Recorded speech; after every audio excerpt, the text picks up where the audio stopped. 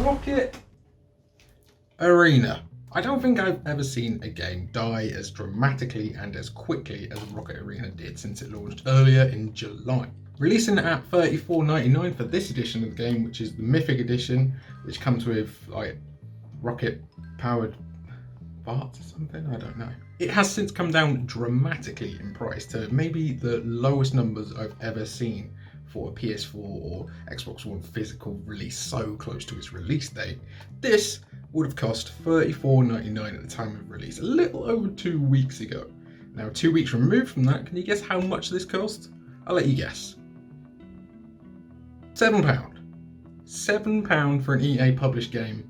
Now isn't that just a little bit crazy? This thing's already in EA Access and all sorts, and how does an EA published game die so quickly and its name's not Andromeda? For those of you who don't know, Rocket Arena is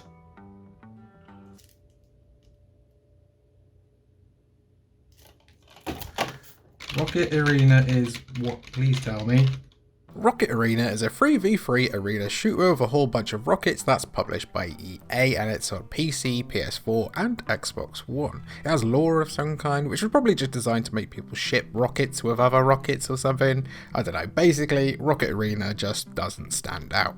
I actually speculated at the time of its release that its price point was way too high, and that EA were doing just the worst job of promoting its game to make it seem worth the money, and I sadly think I might have been right.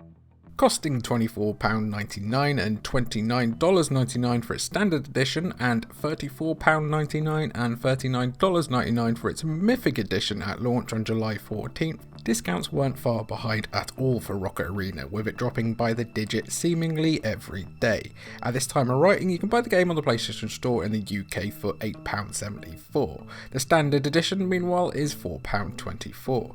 On Amazon, the physical version of the Mythic edition would set you back £7.15, but it seems to be out of stock now. That's one way to clear too many copies of something, I guess. That's honestly just kind of staggering, and it's kind of just a little bit sad as well. When was the last time you saw a game on this large a scale just struggle and drop down so dramatically? It even went into the EA Access Vault on July 31st, which isn't a great sign of how well it's performed so far at all. Most EA games, unless you're FIFA, in which case it's more like 400 years, take 3 to 6 months before they wind up in the vault. But then there's Rocket Arena, vaulted just over 2 weeks from its release date. Whoa. So, what's behind Rocket Arena's apparent failure? Well, its premium price point is probably the biggest thing.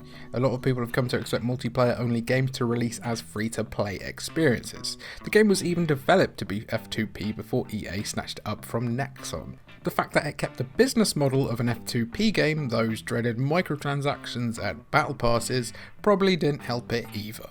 Its mixed reviews also don't help its cause. There aren't many reviews out there at all by comparison really, and all of them that are out there aren't saying it's something that you have to play. Most of its reviews do appreciate that it's a fun time, but it needs a lot more content before it's worth jumping on, and when you have so many competitors who already have so many seasons of content and an established player base, that's not good. The next biggest case of Rocket Arena's poor launch has to be its competition.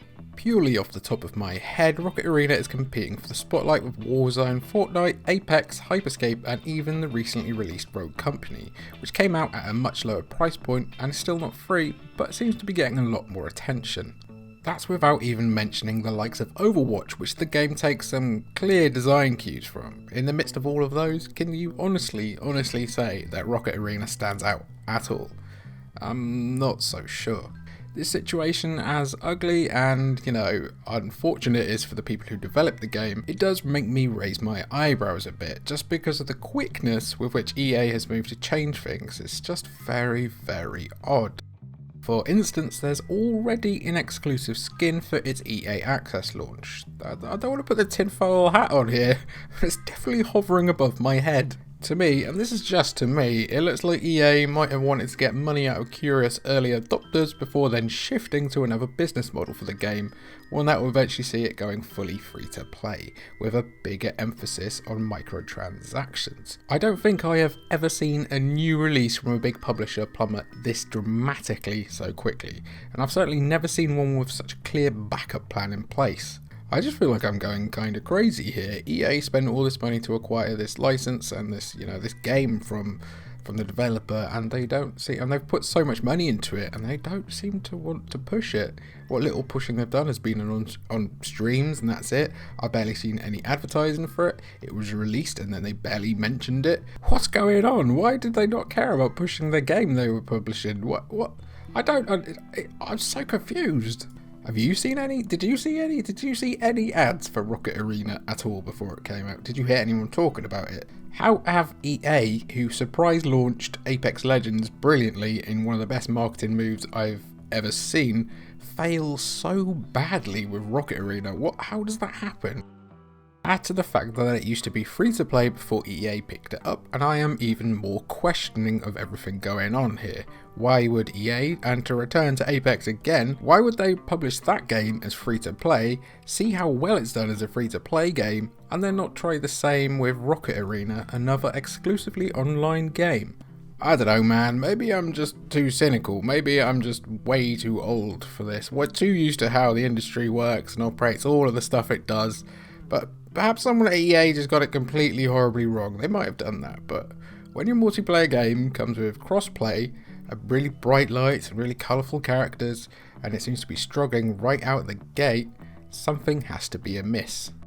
Here endeth the strange tale of Rocket Arena. What do you think of all this weirdness? Let me know what you think down below, and let me know if you've played the game and what you think of the game as well. And thank you for watching.